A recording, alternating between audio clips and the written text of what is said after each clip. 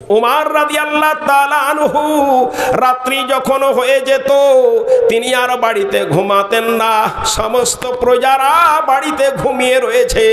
হযরত উমর রাদিয়াল্লাহু তাআলা আনহু সারা দিন প্রজাদের ব্যাপারে তিনি পার্লামেন্টে বসে থেকেছেন, পার্লামেন্টের দেখাশোনা করেছেন। রাত্রি যখন হয়ে গেছে তিনি পাড়ায় পাড়ায় বেরিয়ে গেছেন। আজকে এই পাড়াতে এইভাবে বের হতে হতে হযরত উমর রাদিয়াল্লাহু তাআলা আনহু তিনি এক বাড়ির দরজার সামনে উপস্থিত হলেন। দরজার সামনে, বাড়ির সামনে যাওয়া মাত্র সেই ঘরের কোণ থেকে আওয়াজ আসছে, রব্বুল আলামিন, তোর যদি আমার ভয় ভিতরে না থাকতো, তোকে যদি আল্লাহ আমি ভয় না করতাম, তাহলে আমার বিছানাখানা, আমার খাটখানা অন্য একজন পুরুষকে নিয়ে আমি আমার খাটখানায় হিলিয়ে নিতাম।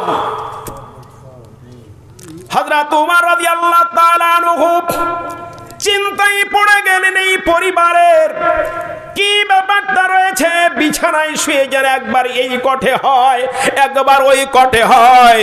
চিন্তা করে আমিরুল মুমিনিন উমর, বলো তোমার স্বাস্থ্য দপ্তর কি কাজ করে না? স্বাস্থ্যের পরিষেবা কি ঠিক হয় না? এই বাড়ির মধ্যে কত অসুস্থর মধ্যে রয়েছে একজন মানুষ, বিছানাতে একবার এই কঠে যায়, একবার ওই কঠে যায়। কেন এই বাড়ির মধ্যে কত বড় অসুখে রয়েছে? তোমার কি আয়ুষ্মান যোজনা তোমার কি ঠিক চলে না? স্বাস্থ্য সাথীর কার্ড কি তোমার কাজ করে না? আইসিডিএস যারা করে এবং যারা আপনার আশা কর্মী তারা কি কাজ করে না? কেন এই বাড়ির মধ্যে বিছানাতে একবার এই কটে হচ্ছে, একবার ওই কটে হচ্ছে? আহ আহ শব্দ কি করে বের করে? এইরকম চিন্তা করতে রয়েছেন, ওই মুহূর্তে আওয়াজ বেরিয়ে আসছে, রব্বুল আলামিন, তোর যদি ভয় আমার অন্তরে না থাকতো, তাহলে আমি আমার বিছানাখানা অপর পুরুষ দিয়ে আমি হিলিয়ে নিতাম। হযরত উমর আশ্চর্য হয়ে গেলেন, এরকম কথা কেন? নিশানি মারলেন, দাগ মারলেন। সকাল হয়ে গেল, আবার তিনি কোথায় কোথায় দাগ মেরেছেন সে জায়গায় উপস্থিত হয়ে গেলেন। নিশানির জায়গা দেখলেন, জায়গা দেখে বাড়ির মেয়েকে বাড়ির কর্তাকে ডাক দিলেন, বাড়ির লোক বেরিয়ে এসো, বাড়ির লোক বেরিয়ে এসো, বাড়ির লোক বেরিয়ে এসো। বাড়ি থেকে একটা আওয়াজ দেয়, পর্দার মধ্যে মেয়ে ছেলেকে আপনি ডাকেন জানি না, আমার বাড়িতে আমার কর্তা নাই, আমার স্বামী আমার বাড়িতে নাই। আমিরুল মুমিনিন উমর রাদিয়াল্লাহু তাআলা আনহু জিজ্ঞাসা করলেন, মা তোমার স্বামী কোথায় গেছে? আমিরুল মুমিনিন উত্তরে ফিরে পেলেন, আমিরুল মুমিনিন জানে না মেয়েটা যে এটা আমিরুল মুমিনিন উমর রাদিয়াল্লাহু তাআলা আনহু। তিনি বলেন, ওগো কে আমাকে জিজ্ঞাসা করো, আমার স্বামী হযরত উমর রাদিয়াল্লাহু তাআলা আনহুর সৈন্যবাহিনীতে কাজে নিয়োজিত হয়েছেন, সেনাবাহিনীর কাজে নিয়োগ হয়েছেন। হযরত আমিরুল মুমিনিন জিজ্ঞাসা করলেন, মা কতদিন হলো তোমার স্বামী বাড়ি থেকে যাওয়া? সেই মেয়েটা বলল, আমার স্বামীর এতদিন যাওয়া হয়ে গেল। হযরত উমর রাদিয়াল্লাহু তাআলা আনহু নিজের মেয়ে নবীর স্ত্রী হযরত হাফসা রাদিয়াল্লাহু তাআলা আনহা তার নিকটে পৌঁছেন। মা কলেজার টুকরা, হক কথা বলতে লজ্জা করো না মা, একজন মেয়ে ছেলে স্বামী থাকা অবস্থায় কতদিন স্বামী ছাড়া থাকতে পারে?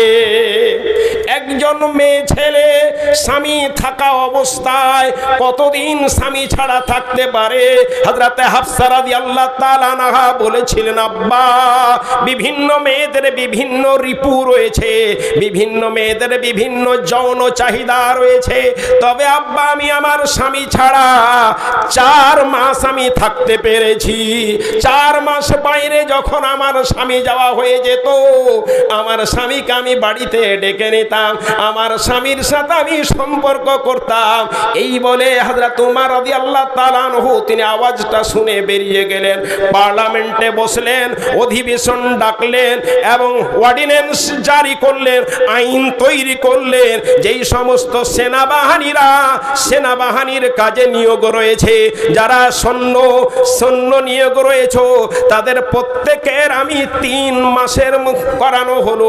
3 মাসের মধ্যে মধ্যে প্রত্যেকটা সেনাবাহিনীকে, প্রত্যেকটা সৈন্যবাহিনীকে বাড়ি ফিরে যেতে হবে। কর্নেলকে অর্ডার দিয়ে দিল, মেজরকে অর্ডার দিয়ে দিল, যাদের 3 মাসের বেশি হয়ে গেছে আজকে সন্ধ্যার মধ্যে মধ্যেই যত তেজ বাহিনী থাক না কেন সেই বাহিনী দিয়ে, সেই বাহন দিয়ে তাকে বাড়ি পৌঁছাতে হবে আজকে সন্ধ্যার মধ্যে মধ্যে। আইন জারি হয়ে গেল। যেই মেয়েটা বলেছিল রব্বুল আলামিন তোর যদি ভয় না থাকতো রব্বুল আলামিন তাহলে আমি আমার বিছানাখানা অপর পুরুষকে দিয়ে হিলিয়ে নিতাম, সেই মেয়েটার স্বামী ব্যাগ ঘাড়ে করে সন্ধ্যার আগে আগে বাড়ি এসে উপস্থিত হয়ে গেলেন।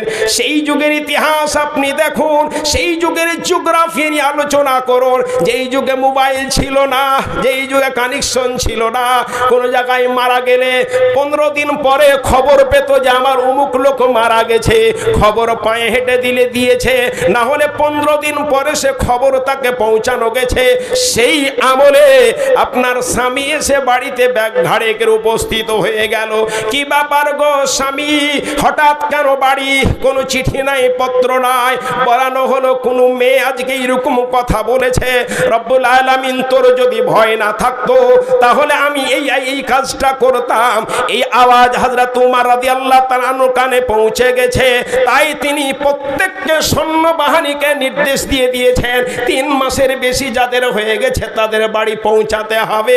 সেই সূত্রে আমার 3 মাসের বেশি হয়ে গেছে, আমাকে সন্ধ্যার আগে আগেই বাড়িতে পৌঁছে দেওয়ানো হলো। ইমাম ওয়াল ইমামুর রাইন, ইমাম হচ্ছে রাখাল, ওয়া হুয়া মাসউলুন আন রাইয়াতিহি, তার রাখালি সম্পর্কে তাকে প্রশ্ন করানো হবে। ব্যাখ্যা অনেক রয়েছে, যারা একটা ঘটনা বলি তারপর আমি আমার পিকচারে ফিরে আসি। টেলার না হলে তো আপনারা বসবেন না। কিছু কিছু বাড়িতে আসুক, টেলার শুরু হয়েছে, এখন পেচ্ছাপ করতে, কেউ পায়খানা, কেউ ডেলিকেট খেতে গেছে, কেউ আবার 4-5 ঘন্টা ধরে বসে আছে, বিড়ি মিড়ি খেতে হবে ওই জন্য গেছে আর কি। ভাই ফিরে আয়, ভাই কাজ যদি হয়ে যায় ফিরে আয়, বাড়ি চলে গেল দরজা থেকে ফিরে আয়, স্বামী স্ত্রী দুইজনে ফিরে আয়। কথা ভালো বলবো, লাভ হবে তোমার আর আমার কিছু লাভ হয়ে যাবে। হযরত উমর রাদিয়াল্লাহু তাআলা আনহু, আল্লাহর ভয় কাকে বলে? উমর রাদিয়াল্লাহু তাআলা আনহু তিনি যাচ্ছেন এক জায়গাতে, দেখছেন এটা চুলহাতে আগুন জ্বলছে, চুলহার উপরে হাঁড়ি রয়েছে আর চুলহার চতুর্পার্শ্বে বাচ্চারা কাঁদছে, আম্মা খেতে দাও, আম্মা খেতে দাও, আম্মা খেতে দাও। হযরত উমরের নজরে পড়ে গেল, এরে মেয়ে তুই যদি আমার তত্ত্বাবধানে থাকতি তাহলে জুতা পিটা তোকে করতাম, জুতার গরম করে দিতাম। সারাদিন চলে গেল, কোথায় ছিলি? এত রাত্রে রান্না চাপিয়েছিস, ছেলে গেল চুলার পাশে ক্রন্দন করে, আম্মা খাবার দাও, আম্মা খাবার দাও। হযরত ওমর দাঁড়িয়ে দাঁড়িয়ে দেখতে রয়েছেন, হেন মুহূর্তে কাঁদতে কাঁদতে একটা বাচ্চা ঘুমিয়ে গেল। মা বাচ্চাটাকে উঠে নিয়ে ঘরের মধ্যে শুইয়ে রেখে দিলেন। আবার চুলায় ইন্ধন দিতে আছে, চুলায় ইন্ধন দিতে আছে, বাকি বাচ্চাগুলো ক্রন্দন করতে রয়েছে। এই করে করে এক এক করে বাচ্চা ঘুমায় আর এক এক করে মেয়েটা ঘরের মধ্যে রেখে আসে। যারা বাচ্চা ক্রন্দন করে, কাঁদতে কাঁদতে কাঁদতে কাঁদতে হঠাৎ ঘুমিয়ে যায়, কাঁদতে কাঁদতে ঘুমিয়ে যায়। উমর রাদিয়াল্লাহু তাআলা আনহু দাঁড়িয়ে দাঁড়িয়ে দেখতে রয়েছেন, হেন মুহূর্তে সমস্ত বাচ্চাগুলো ঘুমিয়ে গেল। মেয়েটা চুলহাতে এতক্ষণ পর্যন্ত ইন্ধন দিচ্ছিল, জ্বালানি দিচ্ছিল, বন্ধ হয়ে গেল। হাঁড়িটা চুলা থেকে নামিয়ে দিল, মা ঘরের মধ্যে গিয়ে ঘুমিয়ে গেল। হযরত ওমর রাদিয়াল্লাহু তাআলা এখনো বুঝতে পারলেন না কি ব্যাপারটা, ঘটনাটা কি বুঝতে পারলাম না। নিশানি দিলেন, দাগ দিলেন, বেরিয়ে গেলেন। আরো দেখি, আরো দেখি, আরো কি আগে হয়, আরো কি আগে হয়, এই করে বেরিয়ে গেলেন। সকাল হয়ে গেল, সেই নিশানি দেখে বাড়ির মালিককে ডাক দিচ্ছে, বাড়ির লোক বেরিয়ে এসো, বাড়ির লোক বেরিয়ে এসো, বাড়ির লোক বেরিয়ে এসো। বাড়িতে লোক বেরিয়ে আসে, সেই মহিলা, যেই মহিলাটি চুলোতে জাল দিচ্ছিল, এসে বলে, মা তোমার বাড়িতে এরকম ঘটনা দেখলাম। বলা মাত্র এই মেয়েটার চোখ দিয়ে ঝরঝর করে অশ্রু বইতে আরম্ভ হয়ে গেল। মা কাঁদো কেন মা, বলো কি কারণটা মা? এরকম ঘটনা আমার নিজের চোখে দেখেছি মা, বলো কারণ খানা। সেই দিনে মেয়েটার চোখ দিয়ে ঝরঝর করে অশ্রু বই, বলে, আমিরুল মুমিনিন, আমার স্বামী মারা গেছে, ছোট ছোট বাচ্চা রেখে মারা গেছে। আমার বাড়িতে খাওয়ার কিছু নাই। সকাল হয়ে যায়, বাচ্চাগুলো বাড়িতে আসে, খাওয়ার কথা বলে, আমি বলি এখনো খাওয়ার হয়নি। আবার বেরিয়ে যায়, বাচ্চা একে অপরের সাথে খেলাধুলা করে। সন্ধ্যা যখন হয়ে গেছে, সব নিজের নিজের বাচ্চা ঘরে প্রবেশ করে গেল। ছেলেরা এবার খাওয়ার জন্য কাঁদে। ঘটনা আপনাকে একজন বুঝায়। একজন স্ত্রী হঠাৎ আমাকে ফোন করেছে, মাওলানা কি খবর বলো। সকাল 8টার সময় ফোন করেছে যে আমার স্বামীর সাথে কথা বলতে বলতে কিছু কথা আমার কড়া হয়ে যায়। আমার স্বামী জলের বোতল দিয়ে আমার মাথায় দুটো বাড়ি মারে। আমি নিজের আত্মসম্মান নিয়ে চিন্তা করি, মাস্টার মানুষ, এত জ্ঞানী মানুষ, ছাত্রদের পড়াও, সরকারি আইনে মারা নিষেধ রয়েছে, কি করে তুমি আমার গায়ে হাত তুলে দিলে? কোনোদিন আমার বাবা আমার গায়ে হাত তুলেনি, কেউ কোনোদিন আমাকে মারিনি।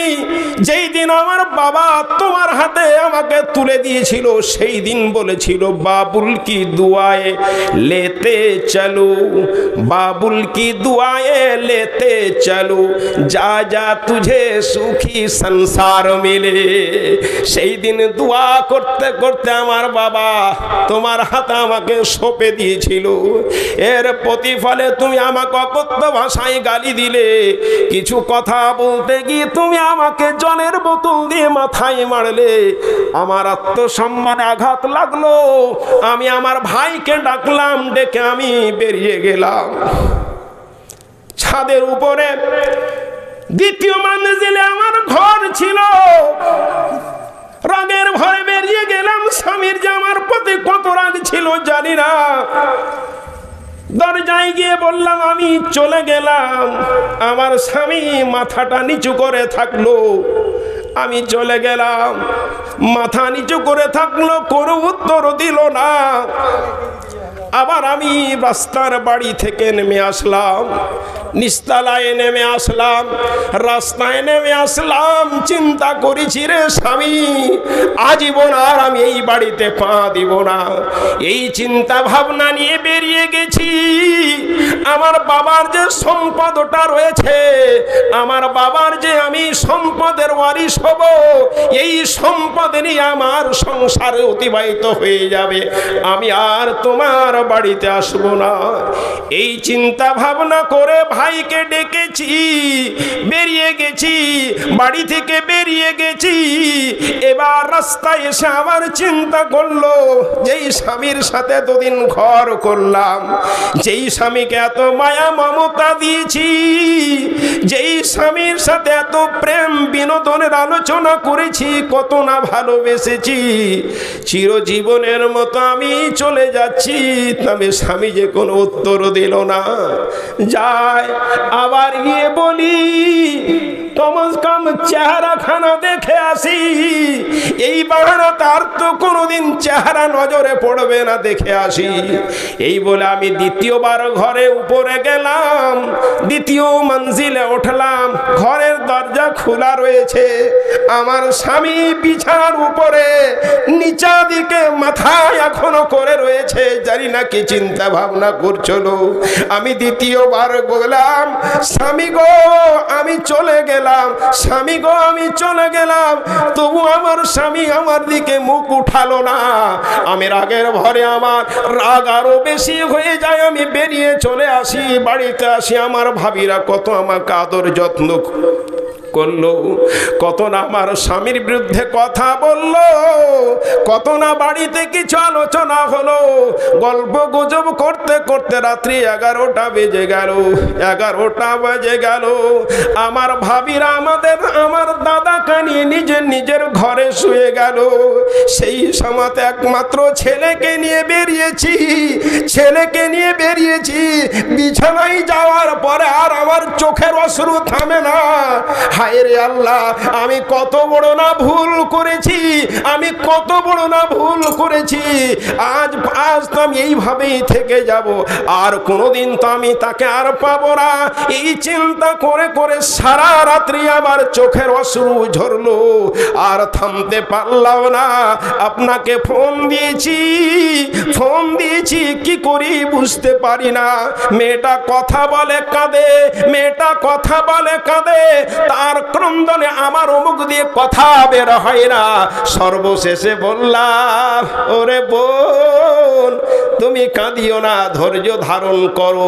তোমার স্বামীকে বারবার ফোন করো। বলছে রাত্রি 11টার পর থেকে এখন পর্যন্ত কয়েকবার ফোন করা হয়ে গেল। রিং হচ্ছে, আমার স্বামী ফোন ধরে না, আমি বললাম তুমি ফোন করতেই থাকো। শিক্ষিত মানুষ যখনই ফোনটা ধরবে তখনই বলবে আমি বাড়ি আসতে চাইছি। একবার যদি বলে চলে এসো, দ্বিতীয় কোনো কথা বলবে না যে তুমি এসো তারপর যাব, তুমি না আসলে যাব না, এইরকম কোনো বাহানা করবে না।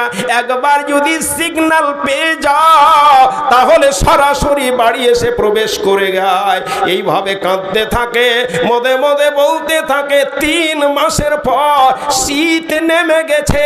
এইবার শীতের পোশাক বাবদ 10,000 টাকা স্ত্রীর কাছে দিয়ে পাঠাচ্ছে, যে এই শীতের পোশাক আমার ছেলেকে কিনে দিও, এই শীতের পোশাক আমার ছেলেকে কিনে দিও।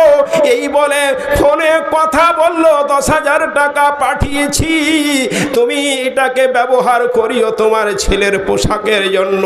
সেই মুহূর্তে বললাম, স্বামী গো আমি বাড়ি আসতে চাইছি। এবার বলল যদি যেমন গেছো তেমন চলে এসো। মারে বোন রে, আমার কথা বলছিলাম, স্বামী কি জিনিস। মেয়েটা কথা বলতে বলতে ঝরঝর করে চোখের অশ্রু ঝরে।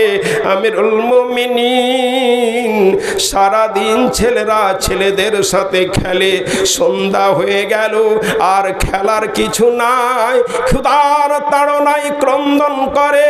ওই মুহূর্তে মা খাবার দাও, খাওয়ার যে আমার কাছে কিছুই নাই। ছেলেদেরকে বাহানা করি ফাঁকি দেওয়ার জন্য চুলোতে হাঁড়ি চাপিয়েছি, হাঁড়িতে জল দিয়েছি, এইভাবে ইন্ধন দিতে রয়েছি।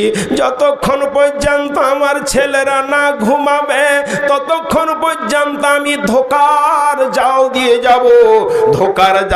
যাব। আবার শখ হবে, ঘুমিয়ে যাবে, আবার ঘুম ভাঙবে। দেখি কোনো না কোনো ব্যবস্থা যদি আল্লাহ করে দেয়। আমিরুল মুমিনিনের 2 চোখ দিয়ে ঝরঝর করে অশ্রু বয়। তিনি কোষাগারে, খাদ্য ভান্ডারে তিনি গেলেন। খাদ্য ভান্ডারে গিয়ে আসলামকে বলছে, আমাকে বস্তা উঠিয়ে দাও, পিঠে আমার বস্তা উঠিয়ে দাও।